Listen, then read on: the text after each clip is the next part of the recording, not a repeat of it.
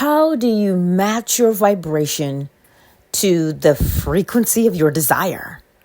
Well, Neville Goddard gave us the answer. He said to experience in imagination what you would experience in reality if you had your desire.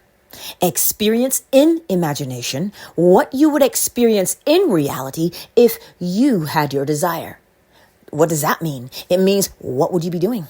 How would you be doing it? How would you feel while you were doing it?